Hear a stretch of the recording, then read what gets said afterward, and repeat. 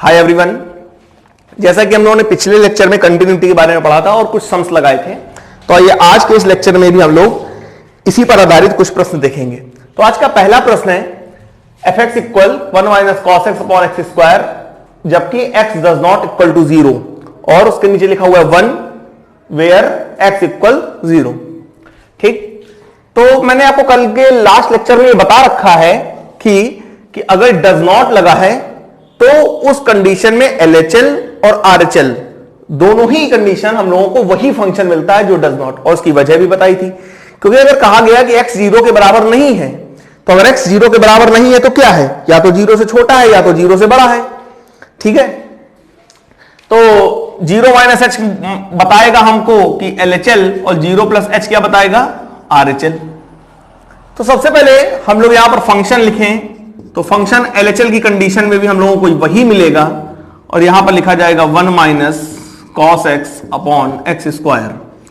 ठीक, फिर उसके बाद x की जगह आ गया 0 माइनस h और यहां पर 1 minus cos 0 minus h upon 0 minus h इस पूरे का होल स्क्वायर और h टेंड्स टू 0। ठीक, अब 0 माइनस h यानी कि माइनस h और cos minus theta cos theta, तो यानी कि माइनस यहां से खत्म हो जाएगा, तो बचेगा क्या 1 माइनस कॉस h अपॉन और 0 में h घटाइए माइनस h बचेगा। अब 0 में जब आप h घटाएंगे तो बचेगा माइनस h और माइनस h का स्क्वायर कर देंगे तो क्या बन जाएगा, केवल h स्क्वायर। ठीक, हाई स्कूल में हम लोग फार्मूले पढ़ चुके हैं cos 2 थीटा के 4 फार्मूले होते हैं। ठीक, जब आप 12th क्लास में इस समय तक आ चुके होते तो आपको बहुत सारी बातें पता होनी चाहिए। ठीक, जैसे कि cos थीटा का फार्मूला होता है 1 minus 2 sine square theta by 2, तो cos h का फार्मूला क्या हो जाएगा, फार्मूला हो जाएगा 1 minus 2 sine square h by 2 और अपॉन में h स्क्वायर। फिर यहां पर माइनस साइन अंदर जाएगा, 1 से 1 कैंसिल हो जाएगा, यहां का माइनस और यहां का माइनस क्या बन जाएगा, प्लस। ठीक, तो आएगा क्या 2 sine square h hand half upon h square. ठीक, इसी लाइन में देख रहे होंगे दोनों में स्क्वायर है, तो एक लाइन गायब कर देते हैं और यहां पर इसको ऐसे लिख देते हैं h बाई 2 और h और इस पूरे का होल स्क्वायर। ठीक, और h टेंड्स टू क्या चल रहा है, 0, शुरुआत से ही चल रहा था।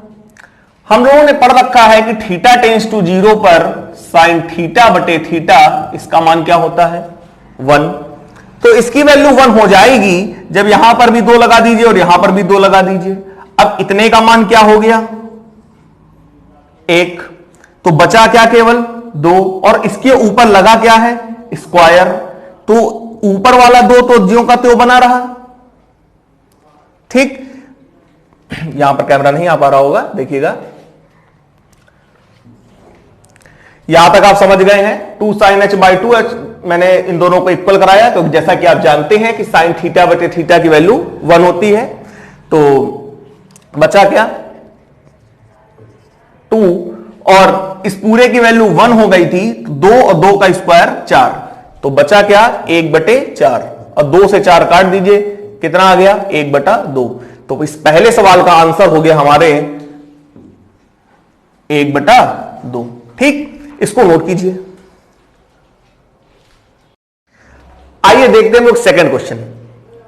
देखिए सेकंड क्वेश्चन थोड़ा सा डिफरेंट है, यह वाला क्वेश्चन अभी तक आपने नहीं पता था। देखिए अगर आप इसको साधारण करेंगे तो फिर बहुत आसान है, लेकिन आप लोग इसका कॉन्सेप्ट भी समझ लीजिए। देखिए जैसे हम लोग छोटे में पढ़ लिए हैं कि अगर आप इसको वही छोटे में जो आपने कक्षा 8, 9, 10, 5 है जैसे पढ़ा कि मॉड का मतलब होता है कि वैल्यू प्लस हो जाना। अगर आप इसके अकॉर्डिंग इस सवाल को करते हैं तो ये बेहद आसान है और आपसे बहुत जल्दी भी हो जाएगा। वजह, x does not equal to 0 लिखा है, आपके लिए यही LHL बन जाएगा, यही क्या बन जाएगा, RHL, बस आंसर आ जाएगा। आप एक बार क्या रखोगे, 0 माइनस h, जब 0 माइनस h रखोगे तो माइनस h मिलेगा, मॉड का सामना करेगा, केवल प्लस h हो जाएगा। 0 प्लस h रखोगे तो क्या हो जाएगा, प्लस में ही रहेगा, और मॉड की वजह से भी प्लस बना ही रहेगा, तो ऊपर भी h नीचे भी h कैंसिल हो जाएगा, 1 आ जाएगा। ठीक है, तो हम लोगों को क्या मिला कि यहां पर हमने पाया कि हम लोग इसको बहुत साधारण तरीके से बहुत आसानी से कर सकते हैं, ठीक। लेकिन अगर हम लोग इसके कॉन्सेप्ट को समझें तो मॉड एक्स बराबर होता है क्या, आइए एक चीज समझते हैं। मॉड एक्स एक्स के इक्वल भी होता है और मॉड एक्स माइनस एक्स के इक्वल भी होता है। मॉड एक्स एक्स के इक्वल तब होता है जब एक्स ग्रेटर देन और जीरो, और x less than zero, then mod x equal to minus x. अब क्या होगा, अगर इसी सवाल को मैं चाहूं तो देखिए ऐसे ब्रेक कर सकता हूं। एफ एक्स चल रहा है, x does not zero, x zero के बराबर नहीं है तो क्या है, जीरो से बड़ा है, या तो जीरो से क्या है, छोटा है, और नीचे वाली लाइन ज्यों की त्यों।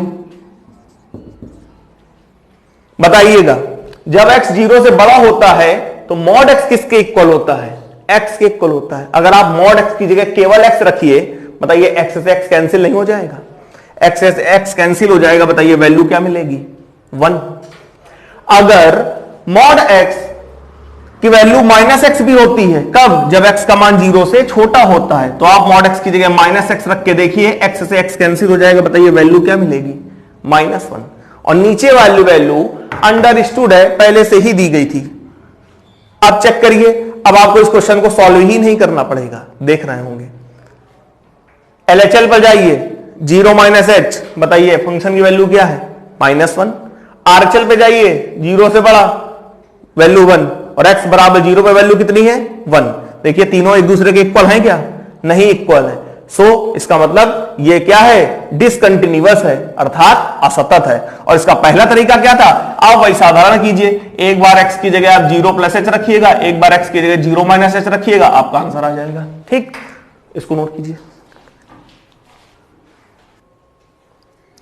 आइए हम लोग ऐसे क्वेश्चन देखते हैं जिसमें कि हम लोगों को अननोन वैल्यू फाइंड करनी है, ठीक। अननोन वैल्यू फाइंड करने में भी आपको मैं एक बात बता दें, जिन क्वेश्चनों में डज नॉट इक्वल लगा हो ऐसा, ठीक, वहां पर आप क्या करिएगा, लिमिट की वैल्यू निकालिएगा जिस वैल्यू के आगे डज नॉट लगा हुआ है। जैसे यहां पर लिखा हुआ है x does not equal to 0, तो इसका मतलब आप 0 पर चेक कर लीजिए, बस खत्म, ठीक। और यहां पर अगर ऐसा क्वेश्चन है, ये लिख के आ जाए, जैसे मैं एग्जांपल दे रहा हूं, जैसे ये लिख के आ जाए, ऐसा लिख के आ जाए, और यहां पर कुछ और लिखा हो, यहां पर कुछ भी लिखा हुआ है, p लिखा हुआ है, ठीक है, तो आपको 2 + h पर भी चेक करना है और 2 - h पर भी चेक करना है। लेकिन अगर ऐसे क्वेश्चन आ जाएं और जिसमें आपको अननोन वैल्यू फाइंड करनी है और यहां पर डज नॉट इक्वल लगा हुआ है, तो आप LHL RHL पर मत भगिए, आप केवल और केवल क्या करिए। लेकिन एक बात याद रखिएगा, ये काम तभी करना है जब आपको अननोन वैल्यू फाइंड करनी हो, ठीक। ये नहीं कि डिसकंटिन्यूअस और कंटिन्यूअस के क्वेश्चन में भी आप ऐसा कर दें, ठीक, गलत हो जाएगा।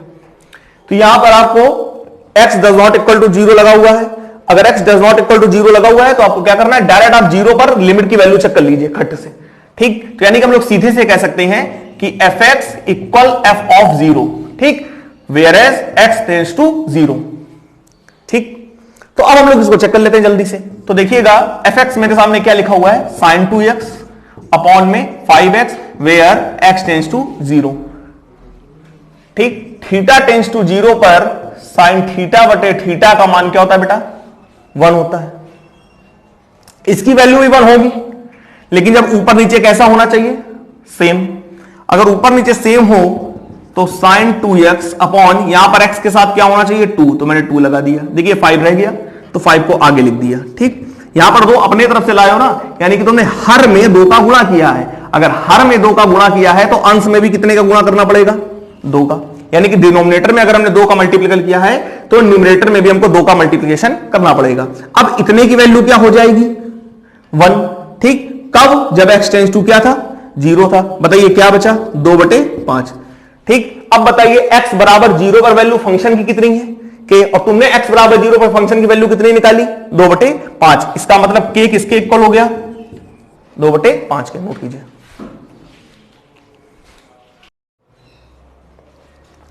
हाँ, तो देखिए बेटा, उसी के आगे हम लोग बढ़ते हैं। अब देखिए, इस समय लॉकडाउन के चलते मैं पीडीएफ शीट नहीं बनवा पा रहा हूं, जिससे आपको पीडीएफ नहीं मिल पाएगी, ठीक। तो आप इन क्वेश्चनों को पॉज करके आराम से नोट कर लीजिए, और इसमें से जो भी क्वेश्चन ना आए उनको आप कमेंट बॉक्स में लिखिए। देखिए, अभी इससे पहले वाले लोगों ने अननोन वैल्यू फाइंड करी थी, तो वहां पर मैंने आपको बताया था कि क्वेश्चन आपको ऐसे मिलेंगे कि डज नॉट इक्वल टू, तो वहां पर आपको LHL और RHL के झंझट में नहीं पड़ना है। यहां पर आप ध्यान से देखिए ए बी इस तरीके के अननोन आपको दिख रहे हैं। देखिए एक ऐसा मैंने क्वेश्चन और डाल दिया है जिसमें कि अननोन वाला था, ये आप खुद करिएगा।